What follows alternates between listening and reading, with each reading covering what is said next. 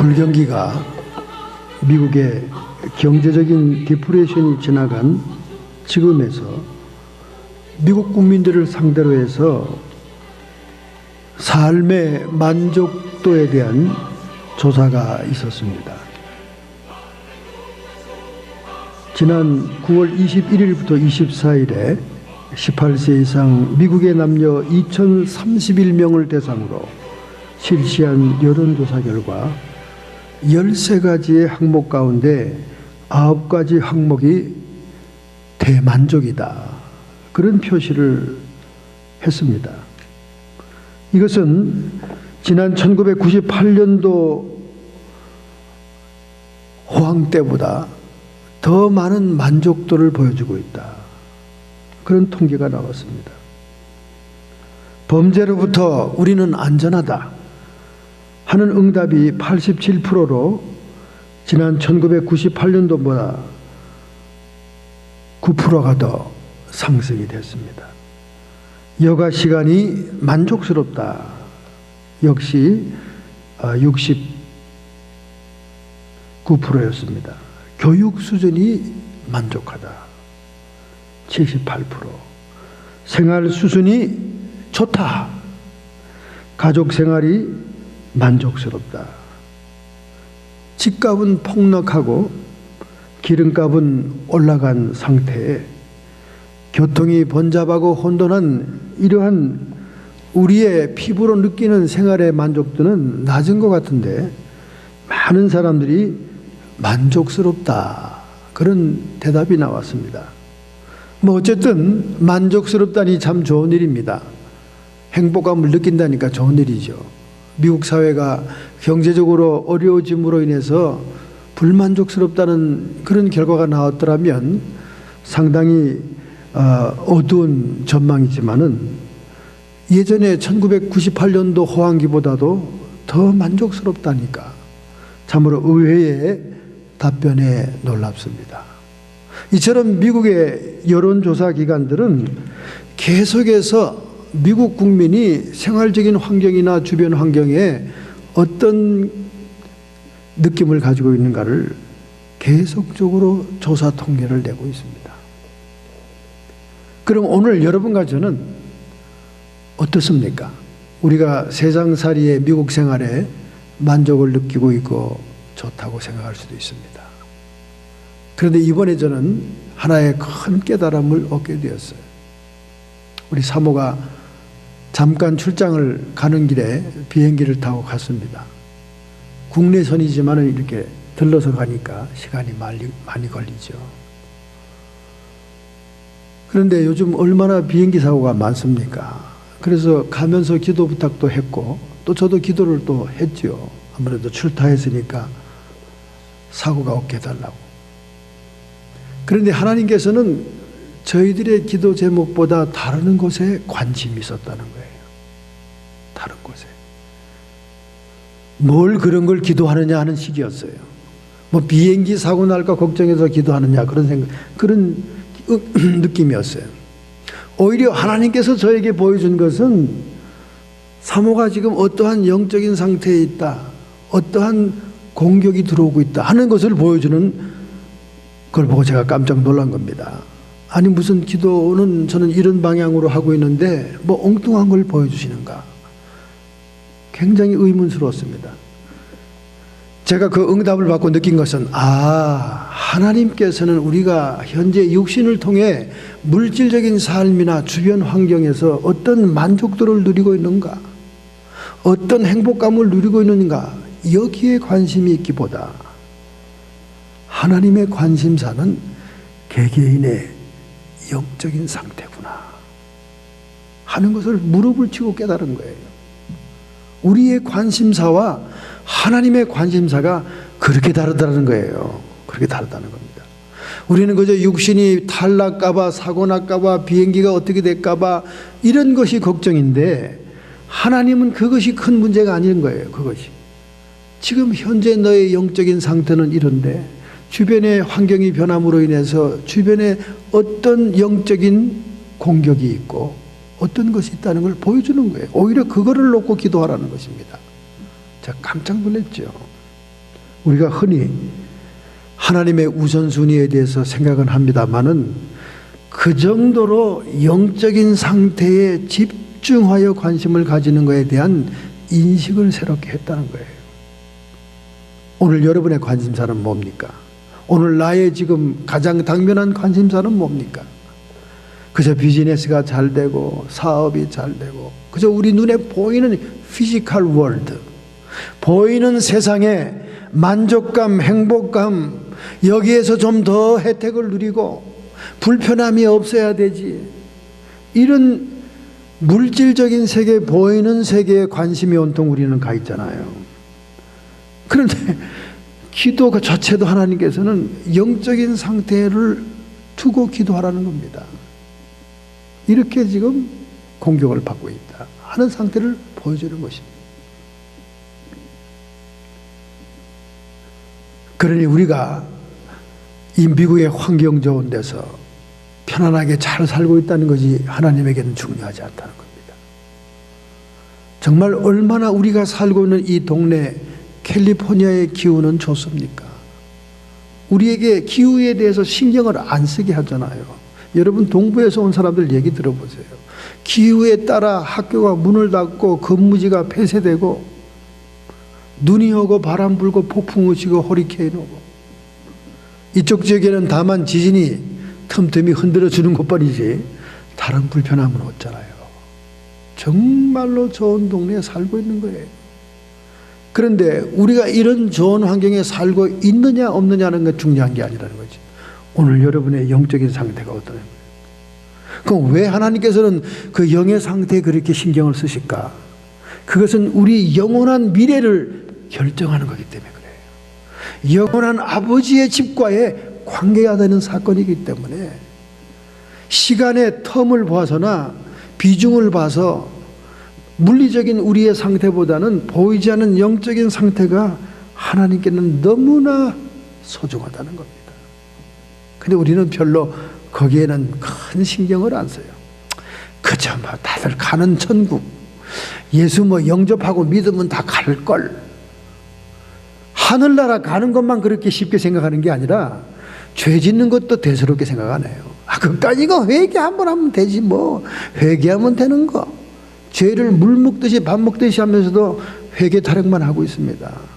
세상이 얼마나 타락됐는지 성직자, 가까이 말하면 제 주변에 있는 친구까지도 자기가 죄 짓는 것을 자랑 삼아 얘기합니다. 자기가 죄 짓고 와가지고 이거 자랑하고 싶어가지고 막 사람을 막 억지로 불러내요.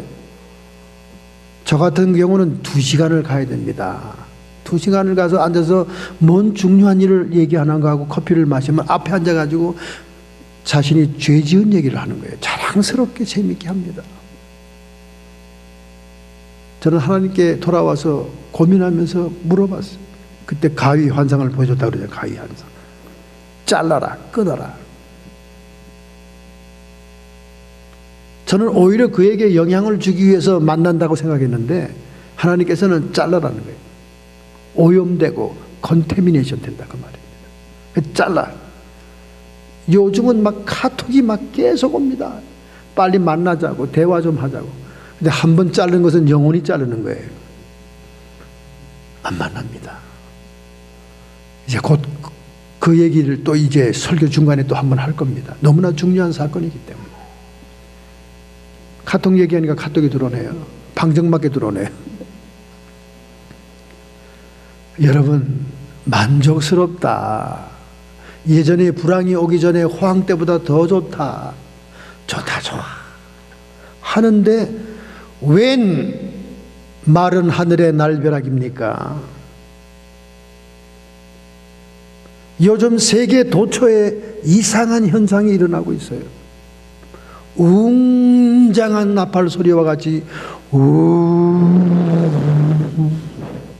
하는 소리가 지난 디셈버 12월 1일 영국 런던에서부터 시작해가지고 세계 처처에서 일어나고 있습니다. 영국 런던에서 하고 시작한 소리가 말이죠, 캐나다 캘거타에, 캐나다 알버타에 그 소리가 들리는 거예요. 요즘은 뭐 한 군데에서 사건이 일어났다 그러면 죄다 스마트 카메라가 있으니까 동영상을 다 찍어서 올리잖아요. 다 찍어서. 그러니까 뭐 녹음이 들리죠. 사람들이 당황해서 사방을 쳐다보고 하늘을 쳐다보고, 알버타 카나다에서는 벌목하던 인부들이 그 소리를 듣고 이 어디서 나는 소리지? 이게 뭐야? 전부 다 막 당황해하고 무서워하는 모습을 동영상에 찍었습니다. 그 후에 일리노이즈 시카고에서도 거대한 나팔 소리가 들립니다. 텍사스 알렌에서도 들렸습니다. 한참 동안 동영상이 진행됩니다. 이게 무슨 소리지? 어디서 나는 소리지? 그래서 경찰서로, 군대로, 우주과학 나사에 천체를 연구하면서 외계의 소리를 수신하는 그런 연구단체에 수없이 사람들이 동영상을 보내도 I don't know, 무슨 소리인지를 모르는 거예요. 세계 도처에 웅장한 나팔 소리가 들리고 있다고 말해요. 사실인지 아닌지 여러분 자료를 보고 싶으면 유튜브 돋보기 찾는 난에 들어가서 하늘의 나팔 소리 하고 한글로 톡 찍으면 그 영상이 다 뜹니다. 조작할 수 없는 영상들이 세계 도처에 사람들이 찍어서 올렸어요. 하나같이 똑같은 나팔 소리야. 도대체 이게 무슨 소리냐 그 말이에요. 그러나 하나님께서는 정말 나팔 소리를 들려주기 전에 예비조처로서 그런 현상들을 보일 수 있다는 거예요. 하나님은 정말 젠틀맨이시기 때문에 갑자기 들이닥치지 않습니다. 예고편을 자꾸 들려줘요. 여러분 한번 들어가서 집에 가서 보세요. 인터넷에 유튜브에 들어가서 하늘의 나팔 소리라고 써서 찍으면 거기 동영상이 뜨는데 너무너무 무섭습니다. 사람들이 그래요. 이거는 저 하늘에서 오는 거지 이 어떻게 인간 세상에서 조작하는 것이 아니다. 어저께 우리 동네 길 건너에서는 웬 파티를 요란스럽게 하는지, 파티가 이가 이사 온 것 같아요. 요 몇 주간 계속 파티하네요. 이야, 엄청나게 파티하네요. 온 동네가 떠나가더라고. 그런데 그런 소리가 아니야. 전체가 울리는 나팔 소리입니다. 하나님의 나팔 소리. 저는 그 동영상을 보면서 성경에 게시된 나팔 소리를 여러분에게 소개하지 않을 수가 없습니다. 이제는 정말 하나님의 나팔 소리가 울리는 시기가 다가오고 있다는 거예요. 오늘 우리가 읽었던 레위기 23장은 여호와의 7절기가 기록된 성경입니다.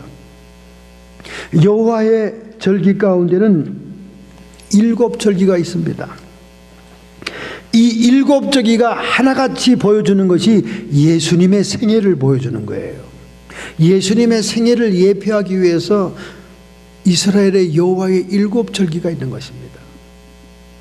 그런데 이 절기 때에 성회를 모이게 하기 위해서 나팔을 부는 겁니다. 절기에 사람들을 모집하기 위해서 부르는 나팔을 쇼파르라고 합니다. 쇼파르. 양각 나팔이라고 그래요. 수양의 뿔, 긴 뿔로 나팔을 만들어서 누르르 하고 나팔이 좀 부드럽죠. 소리가. 양각 나팔입니다. 수양의 뿔. 그럼 이 양각 나팔의 기원은 어디서 나왔냐?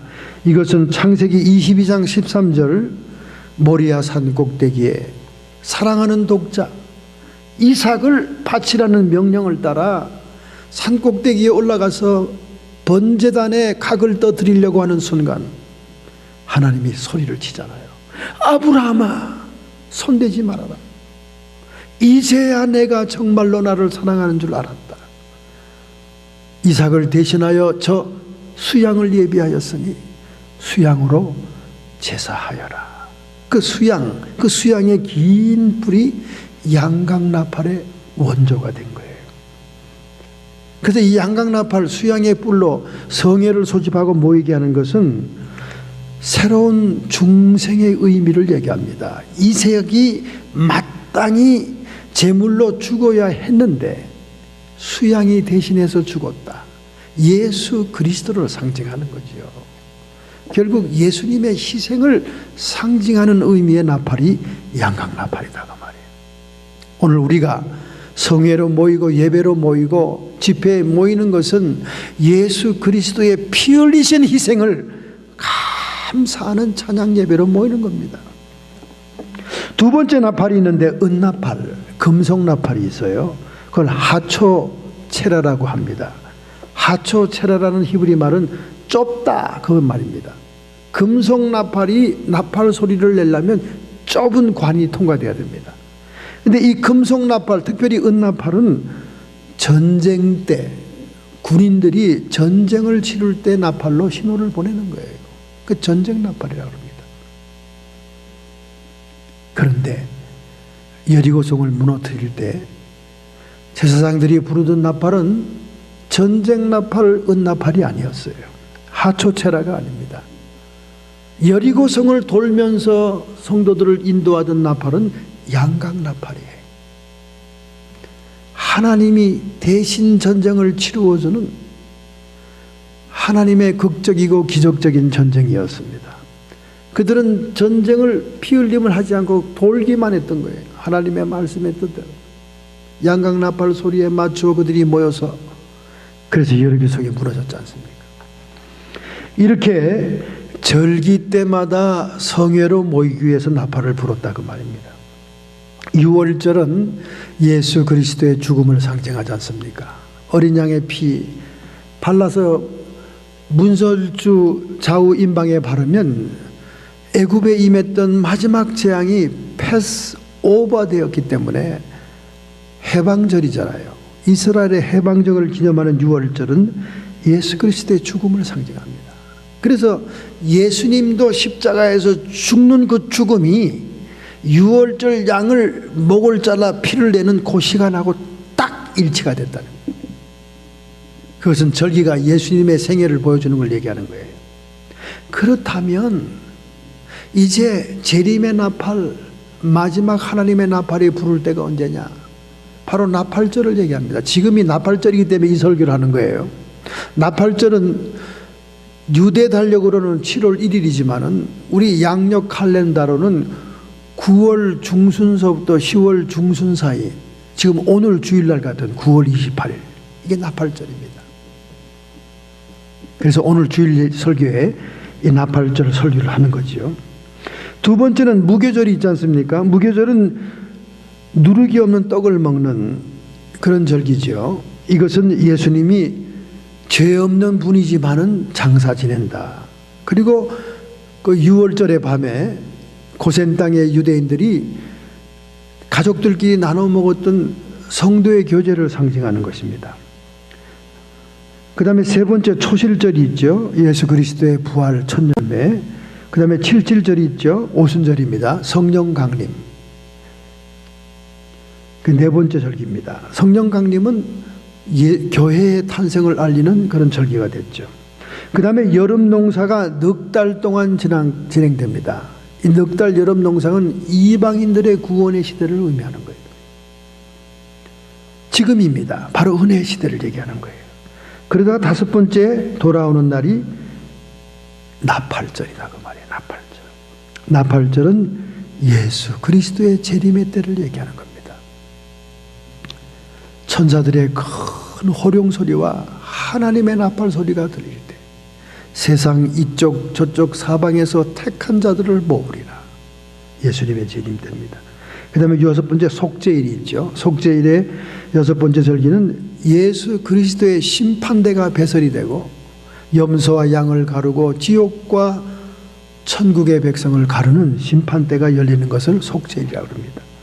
그 다음에 마지막 일곱 번째 초막절은 천년왕국, 사람이 하나님과 함께 거하게 되는 신천신지 새로운 왕국의 시대를 의미하는 그게 초막절이죠. 마지막 절기입니다. 이렇게 일곱 절기는 예수 그리스도의 생애와 구속의 역사의 전개를 예표하는 것들입니다.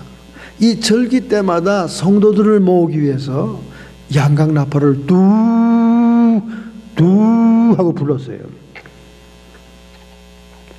그런데 중요한 것은 우리 성경에 세 가지의 큰 나팔 소리가 있었다는 거예요. 지금 그 유튜브에 우주적으로 들려오는 우 하고 나팔 소리, 그런 나팔 소리가 세 번 크게 성경에 시대적으로 불러졌다는 거예요. 첫째, 시내산 나팔 소리입니다. 시내산 나팔 소리. 출애굽한 백성들이 시내산에 당도했을 때 하나님은 그들을 언약의 백성, 하나님의 백성으로 공동체로 삼기 위해서 그들에게 율법을 부여합니다. 율법을. 그래서 시내산의 나팔 소리는 율법의 나팔입니다. 출애굽기 19장 19절, 나팔 소리가 점점 커질 때 모세가 말한즉 하나님이 음성으로 대답하시더라. 하나님이 모세를 통해 율법을 주지 않습니까? 도대체 율법이 뭡니까? 율법이 하나님의 백성들이 질서 있고 도덕적으로 안녕하기 위해서 주어진 법을 얘기하는 거예요. 생활법이 있고 예배법이 있고 여러 가지 종류의 법이 있었습니다. 그 율법이 시내산에서 주어질 때 그들이 무서워서 떱니다. 아주 엄중하게 율법이 내려져요. 그 율법대로 살아야만 내 백성이 된다는 거예요. 출애굽기 19장 5절에 말하기를 세계가 다 내게 속하였나니 너희가 내 말을 잘 듣고 내 언약을 지키면 너는 열국에서 내 소유가 되겠고 너희가 내게 대하여 제사장 나라가 되리다. 세계에 으뜸 가는 백성으로 삼아주겠다는 거예요. 율법의 말씀을 지키면. 할렐루야. 그래서 모세가 마지막으로 임종하기 전에 설교하는 신명기 있잖아요. 신명기 28장에 축복과 저주를 그들에게 소개하지 않습니까? 율법을 잘 지키면 이렇게 축복을 내리겠다. 율법을 못 지키면 이렇게 3배나 저주를 내리겠다. 저주가 3배나 많죠. 그렇게 말씀하고 난 다음에 신명기 30장 19절에 이렇게 말하잖아요. 오늘날 천지를 불러서 너희에게 증거를 삼노라. 하나님이 많은 이 우주 만물을 불러서 증거를 삼겠다. 내가 생명과 사망과 복과 저주를 내 앞에 두었은즉 너와 내 자손이 살기 위하여 생명을 택해라. 결단의 시간을 갖지 않습니까? 이 말은 뭐냐? 율법을 지켜라 그 말이에요. 율법을 지키는 길만이 사는 길이다. 여러분 율법을 이미 여러분이 성경을 통해서 봤지만은 시시콜콜한 생활의 법도 있고 예배를 어떻게 드리라는 예배법도 있고 위생법도 있고 별법이 다 있습니다. 이 법들을 지키면 너희들이 복이다 그 말이에요. 너희들이 산다 그 말입니다. 오늘날 복음시대에 신약시대에 많은 사역자들이나 성도들이 착각하는 게 있습니다. 이 율법은 다 폐지됐다. 이 율법은 끝났다. 원 그런 무식한 얘기를 하십니까? 예수님은 율법을 폐지하러 온 분이 아니에요. 율법을 완성하러 온 분입니다. 할렐루야. 율법을 폐지한다는 거하고 율법을 완성한다는 건 천지 차이입니다, 여러분. 율법을 그대로 보존하셨다는 거예요. 그러나 예수님께서 율법을 완성한다는 의미는 율법이 더 훨씬 차원이 높아지잖아요. 산상보훈을 통해서. 모세는 여인을 범하는 자마다 간음죄를 지었다 하지만은 나는 너희에게 이르노니 누구든지 여인을 보고 음욕을 품는 자마다 이미 간음하였느니라. 모세의 율법은 행동에 옮겼을 때 죄가 된다는 거예요. 그러나 예수님의 천국의 법은 마음만 먹어도 죄다 그 말입니다. 이게 어찌 율법이 폐기된 겁니까? 율법이 훨씬 업그레이드 된 거지. 율법은 행동의 법이지만은 예수님이 말하는 법은 마음의 법이잖아요. 동기까지도 보겠다는 거예요. 너 심보까지도 보겠다는 거야. 무조건 돈만 여기다 올려놓으면 헤헤 좋다 박수 하는 그런 사역자들이 아니라, 그 돈이 불결한 돈인지 깨끗한 돈인지 그 돈을 내는 마음의 동기까지도 체크하겠다는 거 아닙니까? 이런 예수님의 천국 헌장이 어찌 율법을 폐기했다고 그렇게 얘기하냐 그 말이에요. 율법을 폐기한 게 아니에요. 율법을 폐기한 게 아니에요. 율법을 완성하러 오신 분입니다. 예레미야서와 에스겔서에 예언하잖아요. 너희들이 행동의 법 율법을 주었지만은 이걸 다 못 지킨다. 그래서 이제 새로운 신 하나님의 성령이 너희 안에 들어가서 너희들이 자발적으로 하나님의 법을 지키게 하겠다. 이런 역사는 예수 그리스도의 피 흘림이 있은 다음에 성령이 오시는 역사예요. 그런 의미에서 예수님이 피 흘려서 성령이 오게 하셨기 때문에 예수님이 율법을 완성하는 자라 그 말입니다. 할렐루야. 이 말이 여러분 믿어지고 알아집니까?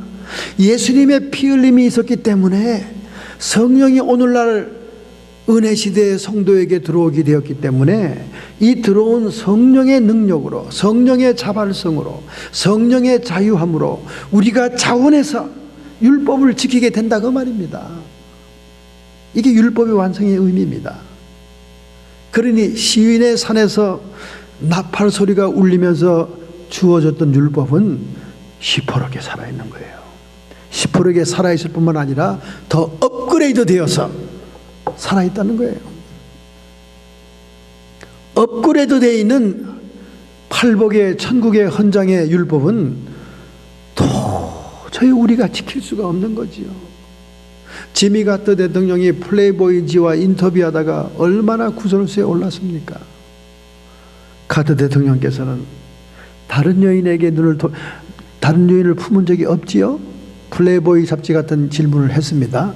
그랬더니 아닙니다. 나는 안 해요. 나는 주일학교 교사를 하고 있고 지금까지도 신실한 집사로 사명에 충실하고 있다고 그래요. 그러면 여인을 보고도 마음에 두지 않았습니까? 그야 때때로 그런 때가 있었죠. 굉장히 솔직한 분이니까 얘기하니까 그러면 가늠한 거지요. 그래가지고 얼마나 카터 대통령이 그 도덕성이 뛰어난 대통령이 말이죠. 그 말 때문에 구설수가 세계적으로 올라가서 마치 큰 범죄자처럼 플레이보이 잡지가 홍보를 했지 않습니까? 마음의 품기까지 하는 그런 동기까지도 보는 그 엄격한 그 법을 지킬 자가 누가 있겠어요? 그러나 성령이 오시면, 성령이 각 성도의 마음에 임재하시면 그것까지도 지킬 수 있게 된다는 거예요. 할렐루야. 시온의 나팔 소리는 율법의 나팔이고 그 율법은 오늘날 폐기되지 않았어요.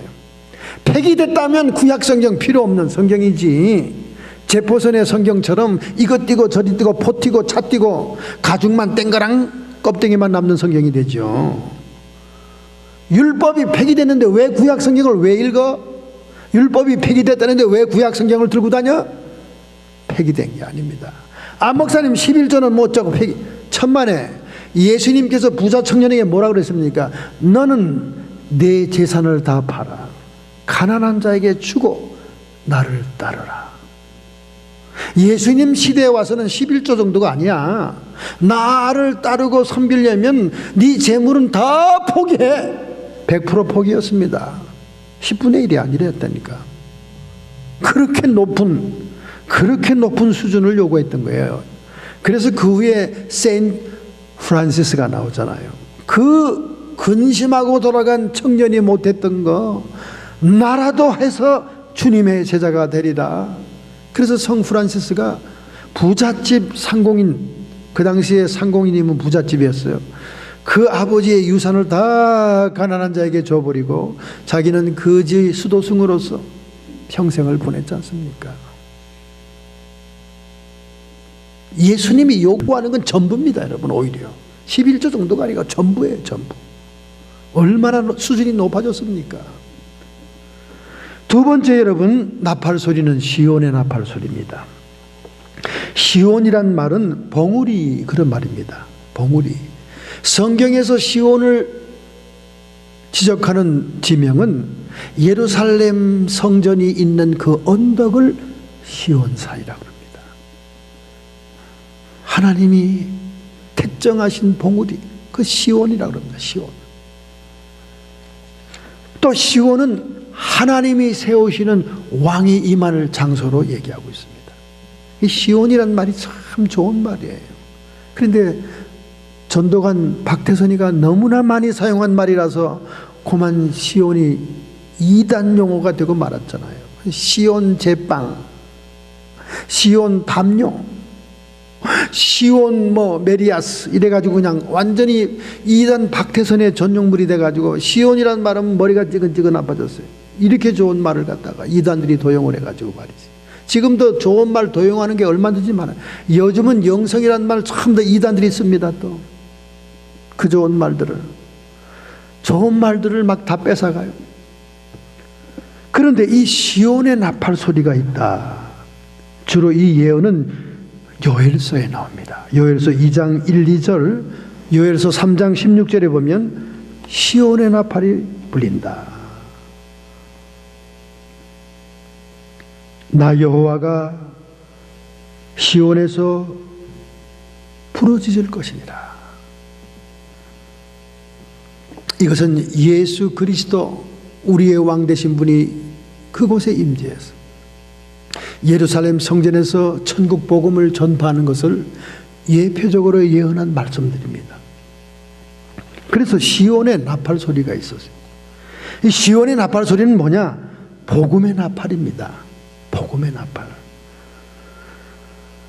하나님의 용서와 하나님의 구원이 회개하는 자들에게 임하는 복음입니다. 이완겔리온, 기쁜 소식을 얘기해요. 여러분, 복음처럼 기쁜 소식이 없습니다. 정말 율법을 지키려고 애를 쓰고 몸부림쳐도 털어 먼지 안 나는 인간이었고, 마음은 원이로 돼 육신이 약함으로 죄를 짓지 않은 인간이 없는 그런 이 세상에 예수 그리스도가 피 흘리심으로 회개하는 자에게 용서하고 구원을 베푸셔서 구원받은 자들에게 오시는 성령의 도장, 성령의 인치심으로 우리가 능히 하나님의 뜻대로 하나님의 거룩함으로 살아갈 수 있게 한 것, 이게 복음이라 그 말이에요. 이게 복음, 기쁜 소식이라 그 말이에요. 이 복음의 나팔이 시온산에서 울려 퍼진 거예요. 할렐루야, 할렐루야. 요한계시록 18장 22절, 음녀의 나팔 소리는 완전히 멸망되고 이 첫째 부활에 참여하는 자는 복이 있도다, 거룩하도다. 여기 음녀가 부르는 나팔은 풍류의 나팔이에요. 연락하고 파티하고 우리 집 앞에 길 건너에서 어저께 밤늦도록 풍류하고 소리를 질러대던 그 풍류의 나팔은 시들해지고 예수 그리스도의 복음의 나팔이 널려 퍼져나간다고 말입니다. 할렐루야. 오늘 여러분과 저가 이 시온의 복음의 나팔에 속한 자임을 감사합니다. 할렐루야. 그런데 이 하나님의 고귀한 은혜를 값싼 은혜로 설교하고 가르치고 전하는 사역자들 때문에 오늘 성도들이 수없이 오해하고 있습니다. 수없는 사람이 뜻도 모르고 지옥으로 떨어져 나가는 거예요. 값싼 복음. 너무 주의 종들이 하이퍼 그레이스라고 하는 값싼 복음을 증거합니다. 여러분, 무조건 용서받는 게 아니에요. 무조건 구원받는 게 아닙니다. 왜 그렇게 예수 그리스도의 복음이 값싸게 됐습니까? 결코 값싼 게 아닙니다. 이 복음의 나팔은요, 하나님이 피 흘린 거예요. 예수 그리스도가 자기 모든 것을 희생한 겁니다. 무지무지하게 비싼 것을 주고 산 거예요. 절대 값싼 복음이 아닙니다. 그런데 너무 값싸게 생각하는 거예요. 오늘날 개신교의 성도들이 죄를 물먹듯이 합니다. 거룩함을 추구하지 않습니다. 그저 교회 몸담고 있는 것 자체만 가지고도 보험을 들은 줄로 알아요. 그래서 죄를 지어도 회개하면 되지 뭐. 아이고 그까진 거 대수야. 죄 안 짓고 사는 사람이 어딨어. 아이고 참나. 너무나 쉽게 생각하는 거예요. 제가 지난번에 인재론에 대해서 깊이 있는 얘기를 했습니다. 그 인재론, 죄에 대한 공부를 소홀히 해가지고 죄가 뭔지도 몰라요. 여러분, 죄값은 반드시 치릅니다. 죄는 형벌이 따르게 돼 있어요. 율법이 폐기되지 않았기 때문에 그래요. 아니 그럼 예수님이 용서한 건 뭘 용서한 거예요? 그리스도의 심판대에서 용서받는다 그 말입니다. 거기에서 용서받고 천국으로 간다는 거예요. 회개한 자만이. 회개 안 한 사람은 그대로 죄가 남아있기 때문에 절대 천국 못 들어가요. 회개한 자만이 그리스도의 심판대에서 그 죄가 없는 죄처럼 지어진다 그 말이에요. 그러나 이 땅이 있는 동안에는 창세기 7장 마지막 부분에 나오잖아요. 너희들이 심는 대로 거둔다. 죄값을 치릅니다, 여러분. 그 죄값을 치른다는 이 인재론에 대해서 제대로 알면 그렇게 죄를 밥 먹듯이 하지 않아요. 못은 뽑아줘요, 주님이. 그러나 못자국은 남는 겁니다. 왜 그렇게 죄를 쉽게 생각합니까? 이것은 값싼 복음을 증거한 사역자들의 잘못입니다. 하나님의 복음은 값싼 복음이 아니에요. 천지를 지으시고 우주 만물을 운행하시는 그 하나님 자신이 피 흘린 거예요. 예수님의 복음의 역사를 혼례식에 비유한 게 있어요. 참 그 혼례식 비유를 들으면 너무나 재밌습니다. 이스라엘에서는 혼인식을 7일에서 8일간 하는데요. 첫날 밤 의식이 있습니다. 첫날 밤 의식.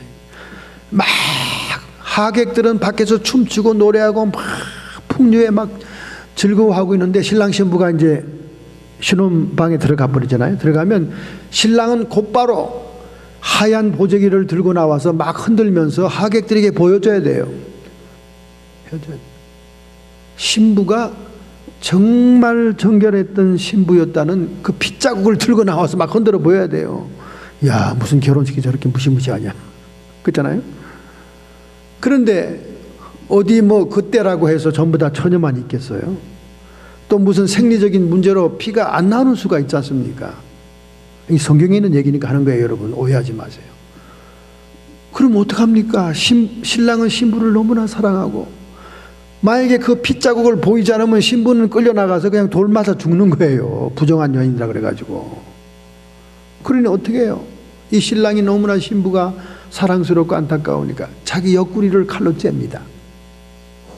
그래서 피를 흘려요. 그래서 거기다 묻히고 밖에 나가서 막 피가 나온 것처럼 흔들어대는 거예요. 이 성경에 나오는 얘기니까 지금 하는 거예요. 예수님이 그렇게 한 거예요. 여러분과 제가 그렇게 정결한 처녀가 아니요. 세상에서 놀 만큼 논 사람들 아닙니까? 솔직히 그렇잖아요. 그래가지고 다 생긴 거는 단장만 이쁘게 해가지고 뭐 정결한 뭐 신부처럼 해가지고 예수님 신랑한테 싹 속여가지고 같이 가기는 첫날 밤에 피가 안 나와. 그러니까 우리 주님이 할 수 없이 자기 옆구리를 째서 피를 내는 거예요. 그래서 옆구리의 창에 맞아 피와 물이 흐른 겁니다. 할렐루야. 그래서 우리를 처녀라고 해주는 거예요. 이게 칭의입니다. 이게 칭의야. 의롭다고 여겨주는 거예요. 예수님이 희생하고 또 성경에 얼마나 놀라운 이 은혜의 복음이 기록된지 몰라요. 이게 값싼 복음입니까, 여러분? 이게 그렇게 값싸요? 신랑의 옆구리 생사를 째서 피를 낸 겁니다, 여러분. 자기 살을 찢은 거예요. 이게 값싼 복음입니까? 그런데 오늘날 사역자들이 죄를 지으면서 죄를 자랑하고, 그리고 또 뭐라 그런지 알아요? 하나님이 자기 죄를 인정해주고 간과해주는 것처럼 자랑하는 거예요. 그런 자부심이 있으니까 자랑하는 겁니다. 아니 뭘로 증명해? 기적이 나타난다는 거예요. 예수의 이름으로 방언도 막 터뜨리고 예수의 이름으로 귀신이 쫓아나간다. 거 봐, 아직 나 살았다니까. 너 아다시피 내가 죄 짓고 있지만은 아직도 하나님이 나를 인정하기 때문에 기적이 나타나는 거 아니야. 귀신 쫓아내고, 응? 방언도 막 터뜨리고 병든 자도 낳고, 그리고는 죄를 자기가 짓고 있는 자기가 인정받고 있다고 얘기하는 거예요. 오늘 이 착각에 대해서 얘기하겠습니다. 이거는 너무나 중요한 얘기이기 때문에 합니다. 특별히 사역자들을 향해서 얘기하는 것입니다. 여러분, 죄를 범하고 있을지라도 기적은 나타납니다. 요 앞에 있는 장미 보세요. 요 앞에 있는 아름다운 이 수선화를 보세요. 뿌리에서 잘린 지가 며칠이 됐어요. 요 빨간 장미는 지난 목요일 날 수고하고 참 애쓰고 힘쓰고 돌아오는 우리 사모를 위해서 사가지고 준 거니까 목요일 날 거란 말이에요, 이게. 그러니까 목요일 날, 벌써 그 목요일이면 꽃집에서 샀으면 한 화요일쯤 잘렸겠지, 화해 마을에서. 화요일 날 잘린 장미인데 오늘날까지 피어 있잖아요. 능력받고 역사하던 주의 종들이 죄를 지금 ing 하고 있더라도 이 꽃처럼 시들기 전까지는 피어 있어요. 회개하는 기간까지는 주님이 역사를 일으키게 합니다. 예수 이름으로 귀신이 떠나갑니다. 예수 이름으로 병든 자가 일어나요. 예수 이름으로 방언도 할 수 있고 다 할 수 있습니다. 그러나 하나님이 기다리던 회개 기간이 끝나면 이거 시들어버려요. 버려야 됩니다. 아주 썩은 냄새 나요. 아니요, 목사님, 제가 보니까 계속 기적이 나타나던데요. 사탄의 능력과 스위치된 거예요. 하나님이 설교하는, 하나님이 기도하는, 회개하는 날짜를 기다리는데도 회개 안 하잖아요. 그럼 그 다음부터 꽃이 시들어요. 하나님의 영에 의한 사역자는 시듭니다. 그 다음에 사탄의 능력으로 스위치된 거예요. 저는 성경에 없는 얘기는 하지 않아요. 성경이 그 말이 나옵니다. 마태복음 7장 20절부터 23절. 이러므로 그의 열매로 그들을 알지니라. 주의 사역자들은 열매로 아는 겁니다. 그의 행실의 종말로 아는 겁니다. 그래서 히브리서에 보면 너희들이 따르는 자들의 그 믿음의 행실의 종말을 자세히 들여다봐라. 그 사람이 그것이 참 믿음인지 거짓 믿음인지 아는 거예요. 목회하는 동안은 가진 궁상을 다 떨어요. 목회하는 동안은 부부가 카풀로 궁상을 떱니다. 옷도 추리해, 자동차는 들컥거리고 말처럼 뛰는 차야. 그런데 은퇴 예식이 딱 끝나니까 둘 다 명품으로 갈아입어. 그리고 캐딜락 쫙 세단으로 뽑아. 목회 끝났다는 거야. 이제 숨겨놓은 돈 쓰겠다는 거지. 여러분, 이게 어쩌다가 한 사람만 그러면 제가 이 말을 여기서 하겠습니까? 수없는 은퇴 원로 목사들이 그러더라는 거예요. 목회할 때는 가진 우는 소리 다 합니다. 막 성도들이 차마 볼 수가 없어 불쌍해서 막 데리고 나가서 양복도 해주고 구두도 해주고 막 그래요.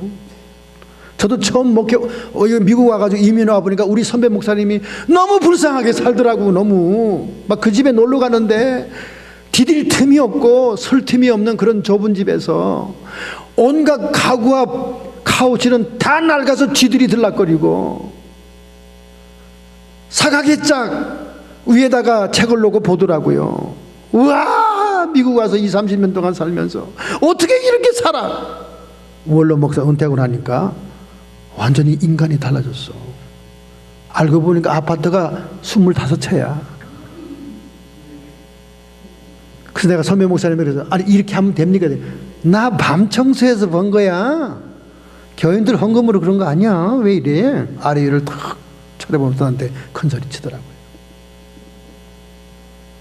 열매로 하는 겁니다, 여러분. 열매로. 그 사람의 행실의 종말. 목회할 때 보는 거는 그건 잘못 보는 거예요. 그 사람이 은퇴하고 야인으로 돌아갔을 때 어떤 신앙생활, 어떤 삶을 하느냐. 열매로 하는 겁니다. 아무리 화려한 목회, 세계 최대의 목회를 했더라도 음란의 열매가 있고 물질 탐욕의 열매가 지금 카운트 된다면 그건 잘못된 열매고 잘못된 신앙이었던 거예요. 아무리 로버트 슐러 목사가 번영신학을 가지고 획기적이고 세계에 한둘 날깔막한 그런 위대한 목회를 했더라도 그 교회가 부도나고 그 교회가 사라졌으면 그 열매는 빵짱인 거예요. 과거의 화려한 업적이 중요한 게 아닙니다. 그건 속임수였을 뿐이지. 나더러 주여 주여 하는 자마다 천국에 다 들어갈 것이 아니요.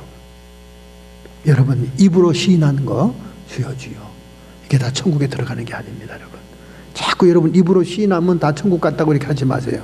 그 시인하는 깊은 내면을 주님이 보시고 판단하는 것이지 여러분이 판단하면 안 되는 거예요. 주여 주여 하는 자마다 천국에 다 들어갈 것이 아니에요. 우리 예수님 말씀이니까 이건 정말 정확한 겁니다. 사도 바울 서신에 나오는 간접적인 말보다 예수님이 딱 집어 얘기한 게 더 중요한 거예요. 다만 하늘에 계신 내 아버지로 뜻대로 하는 자들이 들어가니라.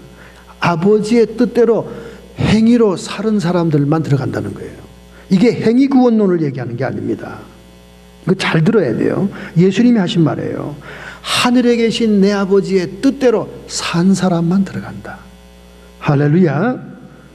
그날에 많은 사람이 나더러 이르되 주여 주여 우리가 주의 이름으로 선지자 노릇을 하며, 예수의 이름으로 선지자 노릇을 했다는 거예요. 선지자는 아니에요. 선지자는 하나님이 콜링해서 부여하는 겁니다. 자기가 자칭 선지자 노릇이란 말이 이게 가짜란 얘기입니다. 노릇을 하며 주의 이름으로 귀신을 쫓아내며. 여러분, 귀신 나간다고 그 사람이 다 하나님의 능력자가 아니에요. 세상에는 절간의 테마사도 많고요, 무당들도 귀신 잘 쫓아냅니다. 여러분, 영분별 잘해야 됩니다. 귀신 쫓아낸다고 다 주의 종이 성령의 권능으로 하는 게 아니에요. 오히려 귀신 들린 자들은 귀신을 더 잘 봅니다. 저는 영분별할 때 딱 얘기하는 말 들으면 금방 압니다. 기도 안 해봐도 알아요. 아이, 목사님 오늘 예배 보는데 목사님 마이크에 귀신이 2마리가 붙었대요. 그리고 막 왔다 갔다 하고 막 기어오고 막 등산하더라고요. 유별나게 별스럽게 귀신을 잘 보고 귀신 얘기를 하는 사람들 귀신 들린 사람이에요. 귀신도 보통 귀신 들린 게 아니라 귀신을 다루는 귀신 들린 사람들이에요. 유명하게 그런 사람들이 있어요. 막 기도원에서도 집회하는데 끝나고 나서 목사님 저 좀 봐요, 저 좀 봐요. 오늘 여기 빨간 옷 입은 귀신하고요 노란 옷 입은 귀신 둘이가 춤추는 걸 봤습니다. 그건 그 사람 안에 산 귀신이 들어서 그런 거예요. 귀신 들은 사람은 귀신을 너무나 예리하게 잘 봐요. 오히려 하나님의 성령의 능력으로 행하는 자들은 하나님이 그 누추하고 덜티하고 더러운 귀신을 상징적으로 보여줄 때가 있지, 그렇게 정난하게 안 보여줍니다. 정난하게 너무나 자세하게 예리하게 보는 사람들은 오히려 귀신 들린 사람이에요. 여러분, 귀신 들린 거 잘 본다고 여러분 아이고 용하네, 아이고 신령해, 신령하지 않아요. 귀신 들린 사람들입니다. 무당들이 귀신 얼마나 잘 봅니까? 얼마나 잘 봐요. 귀신같이 숨겨놓은 거 빼가지고 와서 막 신내리고 난리치잖아요. 그리고 절간에 있는 퇴마사들이 얼마나 귀신 잘 쫓아냅니까? 여러분 TV 불에서 많이 봤죠? 퇴마사들 귀신 막 그 PD들 데리고 그 깜깜한 밤에 그 흉가에 가가지고 말이죠, 퇴마사들이 여기 있고 저기 있고 얼마나 잘 찍어냅니까? 주님의 이름으로 귀신을 쫓아내며 주의 이름으로 많은 권능을 행치 아니하였나이까. 참, 이 성경 말씀은요 난해 구절입니다. 아니 어떻게 주의 이름으로 주의 능력으로 귀신 쫓아내고 이런 사람들이 불법을 행하는 자고 주님이 모른다고 그랬을까? 참 난해 구절인데 저는 풀렸습니다. 주의 이름으로 많은 권능을 행치 아니하였나이까. 하리니 그때 내가 저희에게 밝히 말하되 내가 너희를 도무지 알지 못하노라. 불법을 행하는 자들아 나에게서 떠나가라. 여기 불법이라는 것은 율법을 어기는 자를 얘기하는 거예요. 불법, 법을 어기는 자를 얘기해요. 율법을 어기는 자는 게 뭡니까? 여러분 간단하게 얘기해서요, 십계명을 생각하면 됩니다. 십계명의 계명을 어긴 자들이라 그 말이에요. 7계명 간음하는 자들, 도둑질하는 자들, 살인하는 자들, 성도들의 과부의 재산을 수탈하고 도둑질이죠. 거짓 증거하고 거짓말로 사람들을 모함하고 듣고 정치꾼 목사들, 정치꾼 사역자들 얼마나 많습니까? 불법을 행하는 자여 나에게서 떠나가라. 불법을 행하고 있음에도 불구하고 귀신을 쫓아냈습니다. 불법을 행하고 불구하고 선지자 노릇을 했습니다. 불법을 행하면서도 많은 권능으로 주의 일을 했다고 얘기하는 거예요.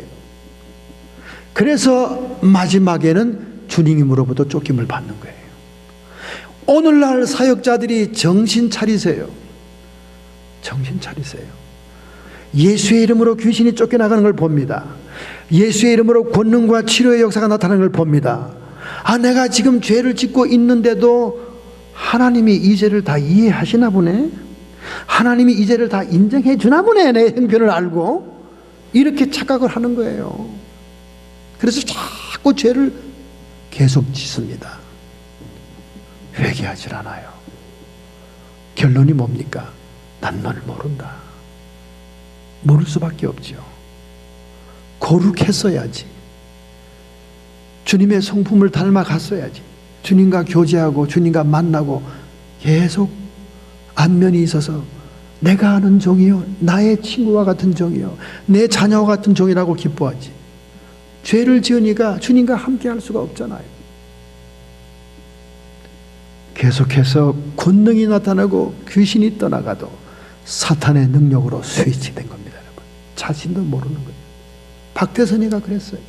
처음에는 평신도로서 얼마나 겸손했습니까? 남대문 장로교회 장로였어요.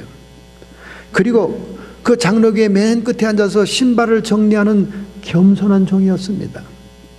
그러다 그가 성령의 은사를 받았다고 그래서 모래사장 집회, 남산 집회 하면서 수많은 인파가 몰려오고 기사와 이적이 나타나고 하면서 그가 따로 독립해 나가면서 교만해지고 음란해지고 성도의 재물을 갈취하는 도둑질하고 불법을 자행하자 그의 모든 권세와 능력은, 사역은 사탄의 능력으로 바뀐 거예요. 얼마나 현저한 사탄의 역사를 하고 있어요. 지금 그 아들이 지금 이어서 하고 있잖아요. 박태선의 무덤 앞에서 그 정기를 받겠다가 두 손 들고 기도하는 모습이 찍혀 있습니다.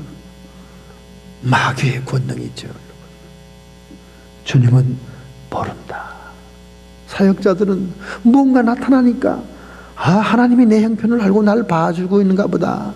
여러분, 죄는 죄지 봐주지 않아요. 하나님이 봐주고 말고 할 게 아닙니다. 그는 하나님은 공의롭고 거룩한 분이라서 죄와 함께 있을 수가 없어요. 다만 시간을 준다면 회개의 시간을 주는 것뿐이지, 하나님이 기다리는 시간만큼도 회개하지 않고 계속 죄를 지으면 그때는 마귀의 권세와 능력으로 스위치가 되는 거예요. 스위치. 자기도 모르는 사이 자기는 선지자 노릇을 합니다. 자기는 주의 이름으로 권능을 행한 것 같습니다. 자기는 귀신들을 쫓아내면서 아직도 나는 살아있네, 하나님이 같이 하네, 아니라니까. 나는 너를 모른다. 복음의 나팔 값싼 나팔이 아닙니다, 여러분. 우리 하나님의, 우리 예수님의 가장 강조한 메시지는 회개하라. 여러분, 회개란 말이 그렇게 또 쉬운 말도 아니에요. 회개는 후회하는 게 회개가 아니에요. 회개는 반성하는 게 회개가 아닙니다. 회개는 회개에 합당한 열매가 있어 두 번 다시 똑같은 죄를 짓지 않을 때 회개한 것으로 인정합니다. 그리고 용서를 해주는 거예요. 이 회개만이 천국 백성이 되는 거예요. 그리스도 심판대 앞에서 양으로 분류가 되는 것입니다. 세 번째, 여러분, 나팔 소리가 납니다. 세 번째 나팔 소리는 감람산에서 나요.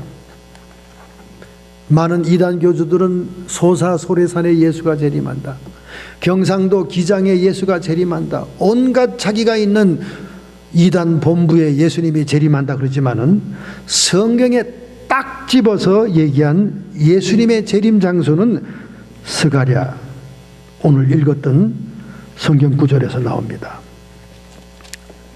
스가랴 14장 3절에서부터 나오지 않습니까? 4절에 딱 집어서 나오죠.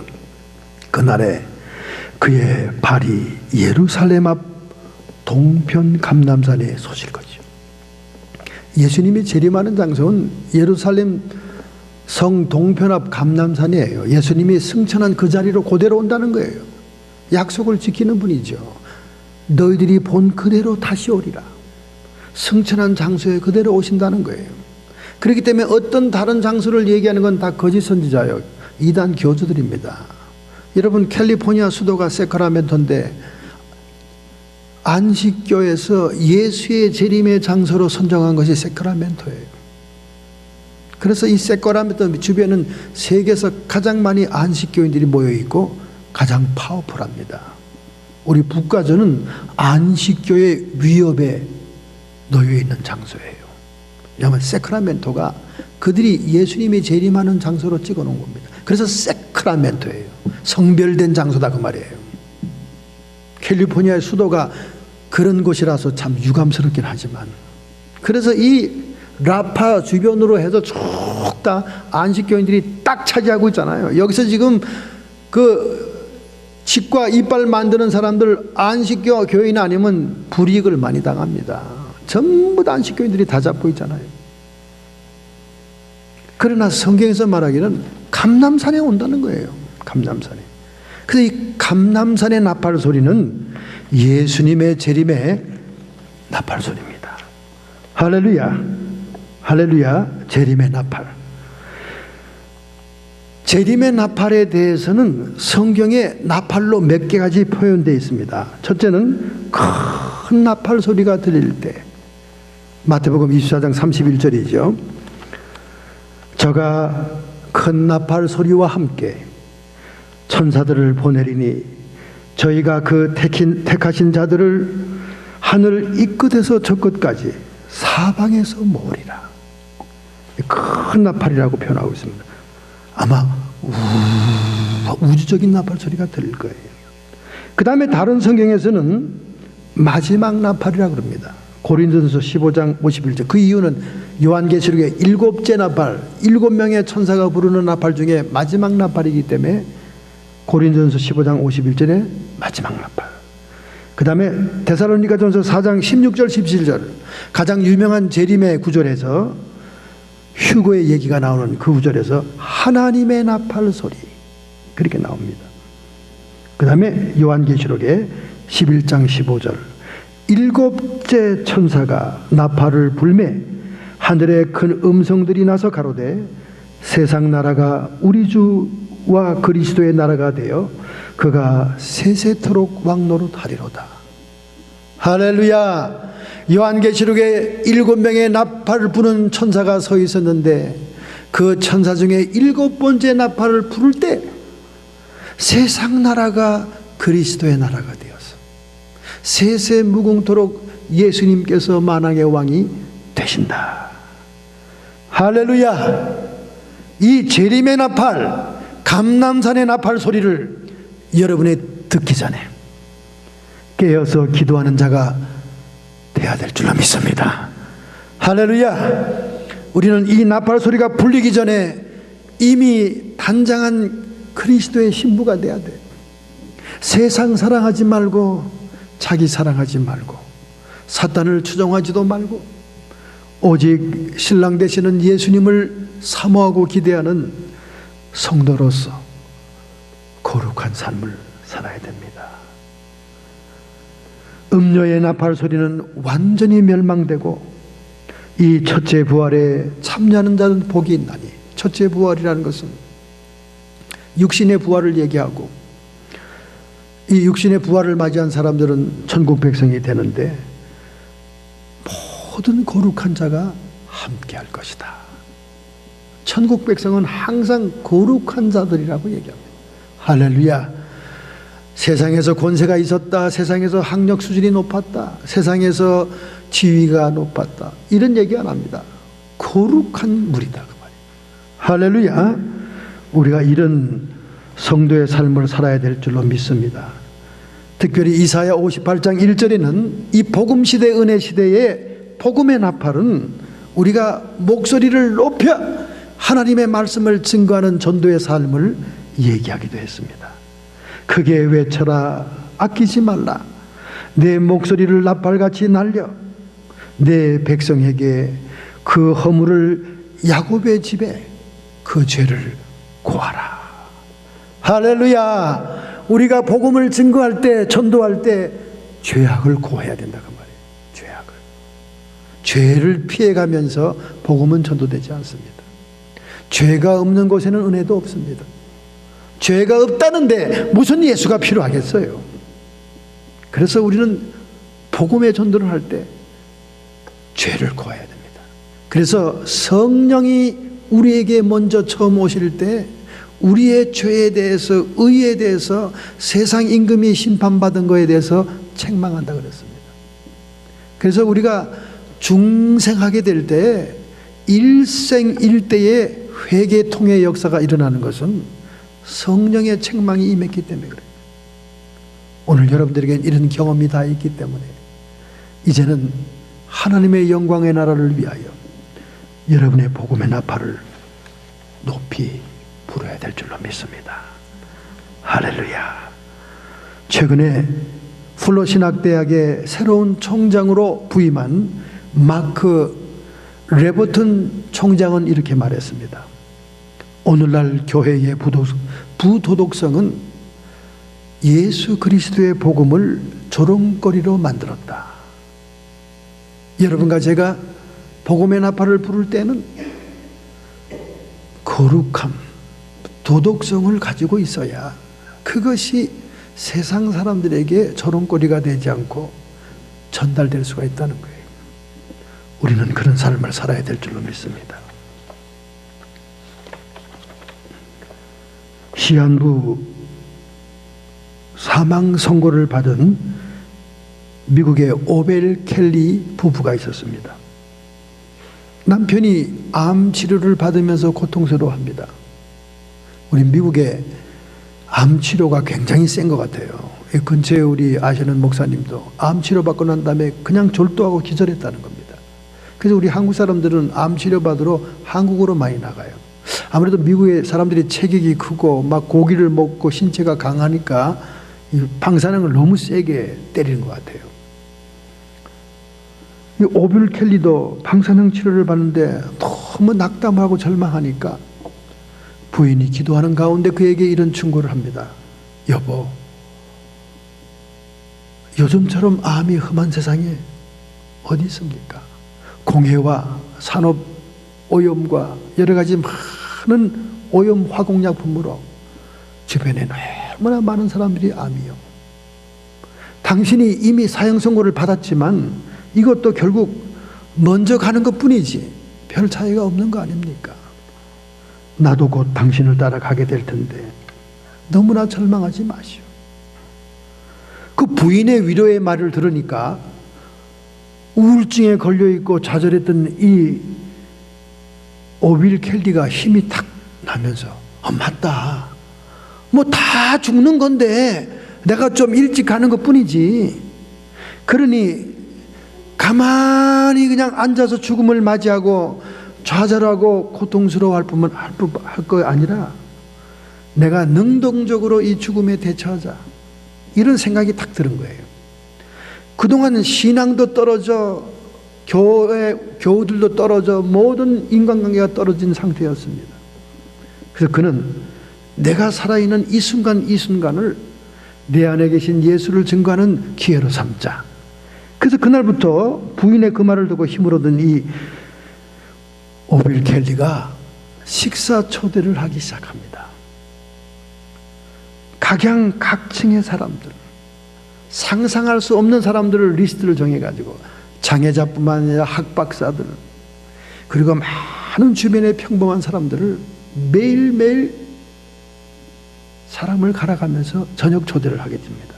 그 저녁 초대의 이름을 MTC라고 했습니다. MTC란 말은 Make Today Count. 오늘을 따져보자. 오늘을 헤아리자. 그러니까 자기는 오늘 내가 살아있는 순간을 헤아리면서 무언가 하나님께 선물을 준비하자. 그래서 MTC, 이렇게 자기가 정해놓고는 MTC 미팅, MTC 디너 이래가지고 좋은 초대장을 만드니까 사람들이 눈이 동그래진 거예요. 응? MTC? 야, 이거 안 가면 안 되겠네? 응? MTC? 다른 사람 갔다 왔다는데? 뭐 MTC라니까 뭐 중요한 모임 같이 생각이 된 거예요. 그래서 MTC란 모임이 유명해지기 시작하더니 너 MTC 갔다 왔니? 뭐 이렇게 서로 그러니까 궁금해진 거예요. 그래서 MTC 디너, MTC 미팅으로 사람들을 초청하니까 많은 사람을 만나게 됩니다. 저녁 식사를 하면서 인생에 대한 얘기를 하게 돼요. 암병 걸려 시한부 인생을 살고 있는 이 사람에게는 많은 사람들이 자기 속을 털어놓는 거예요. 인생의 문제들을 털어놓는 거예요.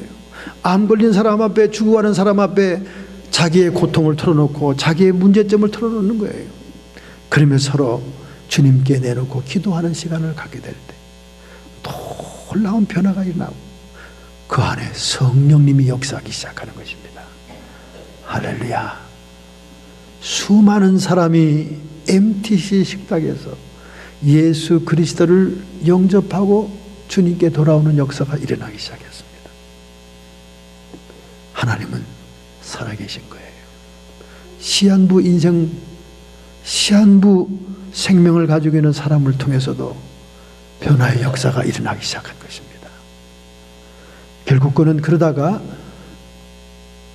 의사들이 정해진 시간보다는 더 몇 년을 더 살다가 갔습니다만 그동안 예수님께 보일 수 있는 선물을 준비하고 그래서 그가 임종할 때 너무나 기쁘고 화평하고 이제는 주님을 빨리 만나고 싶네 여보, 그렇게 유언을 남기면서 임종했다는 것입니다. 할렐루야. 여러분, 이렇게 시한부 인생을 사는 사람도 하루하루를 복음의 나팔을 불고 생명을 전하기 위해 애쓰고 힘쓰다 갔습니다. 오늘 우리는 얼마나 형편이 좋습니까? 오늘 우리는 얼마나 행복합니까? 얼마나 감사의 조건이 많습니까? Make today count. 오늘 여러분과 저에게도 이 MTC 복음의 나팔이 불려지는 역사가 일어나기를 바랍니다. 할렐루야. 유튜브에 복음의 말씀이 막 올라가니까 유튜브에 제 설교가 도배가 됐습니다. 도배가 됐어요. 철학 기도를 쉬었더니 그 시청자 수가 좀 줄었습니다만은 유튜브에 그냥 쫙 도배가 되니까 사방에서 연락이 오는 거예요. 사방에서 안부가 들어오는 거예요. 아, 목사님 죽었는 줄 알았는데 살았네요. 아, 목사님 목회 그만둔 줄 알았는데 계속 하네요. 아, 설교에 은혜 받았습니다. 근데 참 불행스러운 건지 다행스러운 건지 목사님들이 설교에 은혜 받았다고 막 감사하다고 전화가 많이 와요. 감사한 일이죠. 제가 땀과 눈물과 기도로 열심히 준비한 설교 말씀들이 수준 높은 목사님들이 은혜를 받는다면 얼마나 기쁜 일입니까? 그래서 때때로 여러분과 별 상관이 없는데도 사역자를 판단하고 비판하는 메시지가 나갈 수밖에 없는 거예요. 평신들만 잠들고 있는 게 아닙니다. 사역자들이 얼마나 퇴폐하고 타락이 되는지, 그게 그냥 타성이요, 그게 그냥 신앙생활인 줄 알고 있어요. 이제는 철면비처럼 뻔뻔해져서 죄 짓는 것을 자랑하지 못해가지고 사람들을 초청해서 그걸 자랑할 정도의 시대가 되고 말았습니다. 오늘 하나님께서는 여러분과 저의 영적인 상태를 보시기를 원하시고, 우리 주변에 접근해오는 모든 악의 세력, 악한 영들의 세력을 분별해내기를 원하십니다. 복음의 나팔을 넓게 불러대는 여러분과 되기를 결단하신다면 오늘 여러분의 가슴에 손을 얹기 바랍니다. 정말 하나님께서는 예수 그리스도의 성품을 닮은 자들을 통해서 하나님이 거룩하니 너희도 거룩하라, 거룩한 성도들을 통해서 하나님의 복음의 능력을 증거하기를 원하십니다. 이런 결심과 결단을 가지고 주님 앞에 서기를 원하신다면 오늘 결심하시길 바랍니다. 하나님 아버지, 저희들은 마음이 원이로 돼 육신이 약한 존재입니다. 인간의 힘으로는 주님의 율법을 지킬 수도 없고 세울 수도 없습니다. 그러나 값진 복음의 능력 예수 그리스도의 희생과 피가 있었기에 하나님의 성령이 우리 안에 거함으로 우리가 능히 차원 높은 도덕성에 하나님의 복음을 지킬 수 있는 사람이 되었습니다. 오늘 우리에게 주어진 이 시간 동안 하나님의 생명의 복음을 증거하는 자가 되게 해 주옵소서. 복음의 나팔을 부르는 자가 되게 해 주옵소서. 하나님의 7번째 나팔 소리가 들리기 전에, 하나님의 큰 나팔 소리가 울리기 전에 하나님의 천사를 보내어 이 세상 사방 이 끝 저 끝에 택한 자를 모으기 전에 저희들이 주님께 드릴 선물을 준비하게 해 주옵소서. 오늘 결심하고 결단하는 성도들을 축복해 주심을 믿습니다. 하나님 영광 받아 주시옵시고 결심하는 자들에게 권능으로 함께 주시옵소서. 성도의 육체와 정신의 역사는 모든 질병들은 예수님의 이름 권세로 쫓김을 받을지어다. 우리의 마음속에 평강과 기쁨이 넘치게 해 주옵시고 살아계신 하나님의 복음을 증거하는 자들 되게 하옵소서. 예수님의 이름으로 감사하며 축복하며 기도하옵나이다.